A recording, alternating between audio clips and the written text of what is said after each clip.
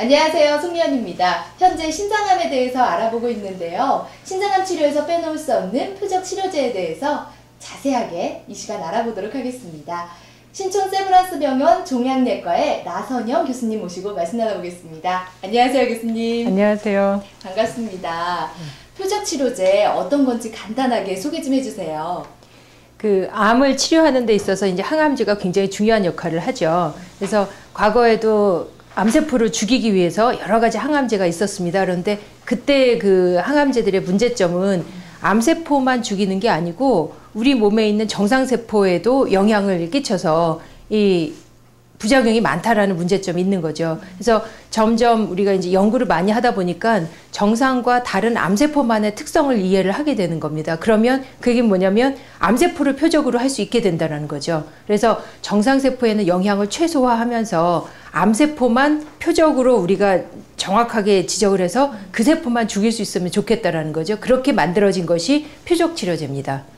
정확하게 암세포를 죽일 수 있잖아요. 네. 그럼으로써 장점이 참 많을 것 같아요. 그쵸. 당연히 암세포만 많이 죽이고 부작용을 정상세포에 생길 수 있는 부작용이 줄어들으니까 부작용이 굉장히 이제 줄어들어서 과거에는 여러분 잘 아시는 거가 항암치료를 했다 그럼 머리털 빠지고 네. 그 다음에 못 먹고 토하고 굉장히 마르고 굉장히 힘들어서 거의 대부분 이렇게 두건 같은 거 쓰시고 수척해. 네, 그리고 일상생활 못 하시고 집에만 계시고 병원에 많이 입원하시고 하는 치료가 많았었는데 이 표적치료제를 사용하게 될 때는 일상적인 생활을 하시면서 치료를 할 수가 있습니다. 그만큼 이제 그런 부작용이 줄었다라는 거죠.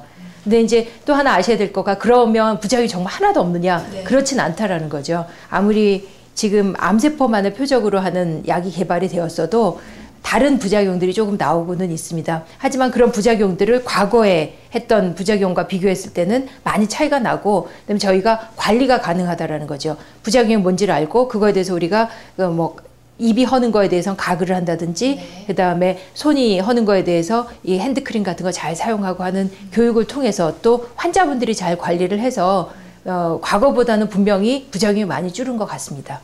표적치료제 대상은 어떻게 되나요? 모든 환자분들이 모두 사용하시는 건가요? 그렇진 않습니다. 전이가 된 사기암 환자들 또는 재발을 하고 다른 부위에 문제가 있는 경우들의 표적치료제의 대상이 됩니다. 그래서 지금 표적치료제는 전이암 4기를 중심으로 하지만 또 일부 2기, 3기 환자들이 재발할 위험이 있거든요. 네. 그래서 재발 방지를 위해서 이 표적치료제가 과연 재발을 방지하느냐를 보기 위한 임상시험이 진행 중입니다. 이게 결과가 나오면 이제 일부 수술한 환자들도 사용하는 거가 필요할 수 있을 겁니다. 표적치료제의 종류는 몇 가지가 있나요? 많은 약들이 나왔나요? 네, 다른 암종에 비해서 신장암은 표적치료제가 굉장히 많습니다. 실제 지금 그 결과가 이제 좋은 결과가 나와서 환자들한테 사용할 수 있는 거가 6가지 정도 됩니다. 가장 잘 아시는 것이 수니티닙, 수텐이라는 약이고요. 그 다음에 넥사바라는 약이 있습니다. 소라페닙이라고 하는 성분명이고요. 그 다음에 에피니토라고 하는 약이 있습니다. 이제 과거에는 라드 001이라고 개발 당시에 쓰기도 했고 성분명으로는 에브롤리무스라는 이제 약이고요. 그 다음에 이제 네 번째가 템시롤리무스 또는 토리셀이라고 저희가 지금 사용하는 약이 있고요.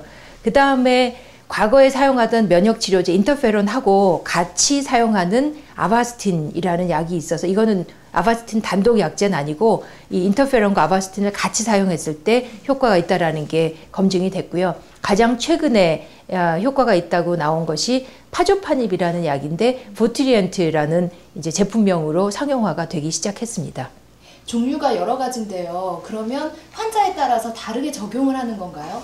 어떤 기준으로 선택이 되나요? 그렇죠. 그래서 여기서 이제 가장 중요한 건 신장암도 한 가지 암이 아니다라는 거죠. 그래서 세포 형태를 우선 봐야 돼서 세포 형태가 우리가 투명세포라고 해서 세포가 약간 좀 맑은 색깔을 보이는 경우가 있습니다. 이건 이제 병리 조직학적으로 의사 선생님들이 확인을 해주시는 건데 그 투명세포가 70 내지 80%가 됩니다. 그래서 이 경우는 이런 약들이 다 반응을 해요. 굉장히 효과도 좋고 잘 사용할 수 있어서 일단 세포 형태를 확인을 해야 되는데 이게 아닌 우리가 비투명 세포라고 하는 투명하지 않은 세포 형태를 띠는 경우는 약이 많지 않고 그 다음에 아직 연구도 많이 돼 있지 않습니다. 그래서 그 경우에는 지금 임상 연구를 하는 경우가 많고 특히나 주로는 우리가 엠톨 억제제라고 얘기하는 에피니토라든지 토리셀이라는 약제들이 조금 사용을 하고 있습니다. 그러면 투명세포에 대해서 다시 이제 돌아가서 설명을 드리면 6가지나 있는데 네. 어떤 사람들한테 어떻게 쓰느냐. 처음에 써서 효과가 있는 약이 있고 2차 약으로 써서 효과가 있는 게 있고 또 그 다음에는 이제 사실은 아직까지 많은 연구가 돼 있지 않고 진행 중입니다. 그래서 앞에서 우리가 비슷한 약을 또 쓰면은 효과가 없을 거다라고 생각을 하는 거잖아요. 그래서 기전이 다른 약제로 바꿔 쓴다든지 해서 환자분들의 그 치료 약제 순서에 따라서 결정하는 게 하나 있고요. 또 하나는 이 약들이 특성에 따라서 어떤 경우는 고혈압이라든지 또는 그 폐에 문제가 생긴다든지 하는 그런 일부 부작용들이 생깁니다. 그러면 지금 이미 고혈압이 있으신 분이라든지 또는 다른 심장계통에 문제가 있으신 분들은 그런 약제는 좀 피해서 써야 되겠죠. 그래서 저희가 약을 결정할 때는 병의 상태도 중요하지만 환자의 상태도 결정을 잘 확인을 해서 그 2가지를 잘 반영을 해가지고 약을 결정을 하게 됩니다. 기존 항암 치료에 비해서 표적 치료의 장점은 무엇인가요? 환자들이 실질적으로 느낄 수 있는 장점이 있을 것 같아요. 그래서 이제 암을 표적으로 하기 때문에 기존에 나오는 독성 항암제보다 우리 정상세포에 나온 부작용이 적다라는 게 이제 가장 쉽게 생각할 수 있는 거고요. 하지만 그것뿐만이 아니고 과거에 비해서 먹는 약으로 개발이 됐습니다. 그럼 먹는 약이라는 건 우리가 입원해서 주사 맞으러 서울까지 와서 입원 안 하셔도 되고 집에서 그냥 복용을 하실 수 있다라는 거죠. 그래서 멀리서도 오셔서 치료받으실 수 있고 그래서 대부분의 이 표적 치료제는 지금은 먹는 약으로 개발이 돼 있고요. 그래서 이 먹는 약의 장점은 계속 매일 드시기 때문에 어느 정도의 몸 안에서 치료 효과를 볼 수 있는 농도가 계속 유지가 된다라는 장점이 있죠. 그렇기 때문에 또 심한 부작용이 더 적을 수도 있는 거고요. 하지만 그 중에 이제 2가지 약이 다른데 네. 한 가지 약은 토리셀이라고 하는 템스롤리무스라고 하는 약은 주사를 맞으셔야 되고요. 근데 그 주사가 매주 오셔야 돼요. 그래서 이제 가까운 병원이 가까우셔야 아마 조금 활용하시기 좋을 수 있고요. 반면 또 의사 입장에선 매주 보니까 좋습니다. 환자 부작용이 어떤지도 확인하고 하는 그런 장점이 있고요. 이제 아바스틴하고 인터페론은 집에서 인터페론을 본인이 맞으셔야 되고요. 아바스틴은 병원에 와서 2주에 한 번씩 주사를 맞으셔야 되고요. 그래서 이 약간의 차이는 있지만 주로는 뭐 6가지 중에 4가지가 먹는 약이기 때문에 훨씬 더 수월하죠. 네. 많은 장점을 갖고 있는데요. 또 표적 치료에 부작용도 있잖아요. 어떤 게 있는지 간단하게 설명 좀 해주세요. 네, 표적 치료제는 우리가 흔히 알고 있는 부작용이 좀 달라요. 그래서 많이 안 힘든 것 같지만 또 그게 오래되면 환자분들이 또 고생을 많이 하시더라고요. 이제 재밌는 부작용 중에 하나는 머리가 하얘져요. 네. 일부 머리가 하얘지는데 예를 들어서 어떤 약은 우리가 이제 4주를 복용하고 2주를 쉰다 그러면 4주 복용할 땐 머리가 하얗고 그 다음 나온 머리를 까매요. 그래서 진짜 흰색 까만색 흰색 까만색이 쭉 있어서 우리가 이분 몇 사이클 먹었구나 하는 것까지 볼 수가 있고요. 최근에 나온 그 보트리언트라는 거는 다 하얘져요. 그래서 젊은 분이 제가 좀 아쉬운 거가 그 아기가 유치원 다니는데 엄마 그 약 먹으니까 싫다고 흰머리가 자꾸 나와서 그래서 아예 그냥 그건 보트리언트는 계속 먹기 때문에 흰머리가 계속 나오는 경우가 있습니다. 하지만 저는 말씀드리죠. 머리 하얘도 병 치료되면 좋은 거잖아요. 그쵸. 치료해야죠. 어떻게 보면 치료가 그쵸. 되고 있다는 증거잖아요. 그렇죠. 그래서 당연히 이제 그거는 우리가 받아들일 수 있는 부작용이고 일부 약들은 계속 쓰시다 보면 좀 힘드세요. 그러니까 전신이 기력이 없고 그 입맛도 좀 떨어지고 근데 그러면서 입이 허시는 경우가 있으세요. 입이 헐면 음식을 드실 때 매운 거, 짠 거 못 먹고 아프고 그래서 그런 경우에는 이제 안 생길 수는 없지만 그 가글을 열심히 하시면 예방이 좀 되는 경우들이 있고요. 그래서 저는 또 거기다 추가로 말씀드리는 건 가글하고 물도 많이 드시라고 말씀을 드려요. 뭐가 됐든 약이 몸 안에 들어와서 할 일하고 빨리 배설이 돼야 되기 때문에 물 많이 드시는 거 좋고요. 특히나 이제 콩팥 우리 환자들은 대개는 수술하셔서 콩팥 그 신장이 1개씩밖에 없는 경우가 많으셔서 물 많이 드시라고 말씀을 드리고 또 특징적인 그 수텐이나 넥사바의 부작용 중에 하나는 손이 이게 조금 헐어요. 그래서 이 손바닥, 발바닥이 헐고 좀 아픈 경우들도 많이 생기시거든요. 다행인 거는 시간이 지나가면서 거기 이제 적응을 좀 하세요. 그래서 시간이 이게 좀 헐었다가 딱딱해지고 굳은 살 베긴 것처럼 하시거든요. 그래서 그거에 대해서는 저희가 무슨 그 핸드크림이라든지 또는 장갑 끼고 하는 것들 교육을 시키지만 더 시간이 지나서 적응하시는 분이 계시고 만에 하나 환자가 적응이 안 되는 분도 있으세요. 그럼 저희가 용량을 줄여요. 그때는 많이 아프면 또 이제 진통제도 쓰지만 이제 용량을 줄여서 또 그거에 맞게 조절을 하시면 사실은 시작할 때는 수텐 같은 경우 50ml로 시작을 했다가 그런 부작용으로 줄어들었지만 효과는 있으시고 그래서 25mg까지 줄여서 4년, 5년 잘 지내시는 분들 꽤 되세요. 그러니까 이제 얼마나 부작용이 잘 조절이 되면서 네. 약 효과를 유지할 수 있느냐를 의사가 이제 잘 평가를 해야죠. 실질적으로 표적치료제의 보험 적용은 어떻게 되나요?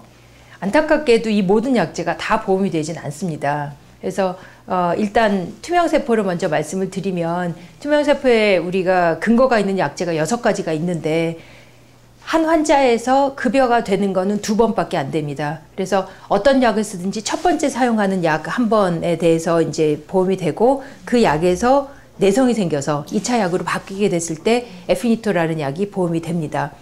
그러면 비투명세포는 토리세르는 약이 1차 약으로만 지금 급여가 되고 있는 여건입니다. 표적치료제의 미래 어떻게 보세요, 교수님? 신장암 너무 밝습니다. 다른 암보다 신장암은 이 개발되는 약제들이 뭐 일종의 그 운도 필요한 거가 우리가 아무리 기전을 가지고 연구를 해도 실제 약이 효과가 그렇게 있는 경우가 많지 않은데 신장암은 그러한 약제들이 굉장히 발전을 잘 하고 있고 그것을 조금만 변경한 약들도 도움이 되지만 또 요즘에 그 생물 연구가 워낙 발전을 해서 우리가 모르던 표적이 계속 나오고 있어요. 지금은 기존에 있는 이런 약제들 뿐만이 아니고 새로운 약제를 가지고 하는 임상 연구들도 굉장히 많이 이제 시도가 되고 있어서 더 뭐 미래는 밝다라고 생각을 하고요. 분명히 포기할 상황은 아니다라고 생각을 합니다. 마지막으로요, 우리 환우분들한테 힘내시라고 한 말씀 해주세요. 이제 신장암이 여러 가지 암들 중에서도 정말 미래가 있는 암이다라고 생각을 하고요. 그거는 암의 특성도 그렇지만 약이 개발할 수 있는 가능성도 굉장히 많습니다. 그리고 약이 여러분들께 지금 당장 기회가 안 주어진다라도 절망하시지 마시고 의료진이 임상연구나 또는 연구를 통한 것뿐만이 아니고 어떻게 해서든지 이런 것들이 급여를 하기 위해서 노력도 많이 하고 있고 또 의료진뿐만이 아니고 이런 그 환우회나 또는 그 제약사도 많은 노력을 하고 있습니다. 그러면 여러분들께서는 본인이 해야 될 일이 무엇이냐, 본인의 병에 대해서 정확하게 아시고 그다음에 의료진을 믿고 의료진의 그 전문 가이드라인을 따라서 잘 관리를 하시면 정말 좋은 결과가 있으리라고 생각을 하고요. 특히나 신장암은 앞으로도 개발되는 많은 약제들이 미래가 있는 약이기 때문에 포기하시지 마시고 그다음에 그 시간 동안 가족이나 또는 친지들과 즐겁게 행복하게 지내셨으면 좋겠습니다. 어떤 시간도 우리가 얼마가 될지 세상 일은 모르는데 그 걱정을 하시면서 좋은 시간을 병원에서 그냥 우울해하시고 계신 분들이 계시는데 제일 안타깝습니다. 네. 그래서 편안하고 행복하고 가족들과 많은 시간을 보내시는 게 정말 좋은 그 암 관리법이 아닐까라고 생각을 합니다. 좋은 결과 기대하고 건강하시길 기대하겠습니다. 오늘 나성현 교수님과 함께 신장암의 대표적인 치료죠. 표적치료에 대해서 자세하게 알아봤습니다. 표적치료가 앞으로 더 연구 개발돼서요. 신장암이 완쾌될 수 있는 그날을 기대해 보겠습니다. 감사합니다.